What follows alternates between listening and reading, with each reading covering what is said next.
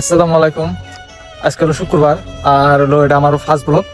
তো আমি এখন যাবো পানবাড়ি মসজিদে নামাজ পড়ি নিগে। আর যে আপনারা দেখেন নাই আর কি পানবাড়ি মসজিদ, তো এই ভিডিওর জড়িত থাকেন পানবাড়ি মসজিদ দেখাবো আপনি করেন।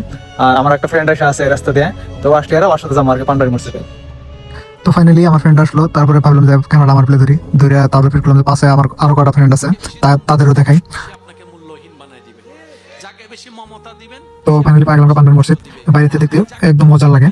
আর এই যে সামনে যেটা দোকান আছে, দুই সাইডে যেটা দোকান আছে, এই হার ভিতরে সাথে কোরআন শরীফ আর চার্জার লাগে নিতে পারেন আর কি। আর এই যে এটা হলো পার্কিং রাস্তা, এখানে ঢুকে মানে দুই সাইডে মানে আছে গাড়ি পার্কিং, পার বাইক টাইক বহুত কিছু মানে আপনারা তো পারেন, কোনো চিন্তা নেই, নিট শুনে।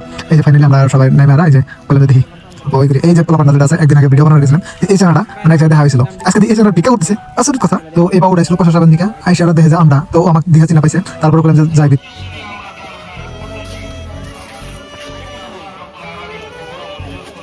তো আপনারা ভাবেন যে মহিলারা আইসারা কোন জায়গায় বসে, এটা হলো মহিলারা আইসারা মানে এখানে রেস্ট নেয় আর কি। যত ধরনের মানে যাদের মানসিক থাকে আর কি, তারা এখানে আইসারা মানে বসে থাকে।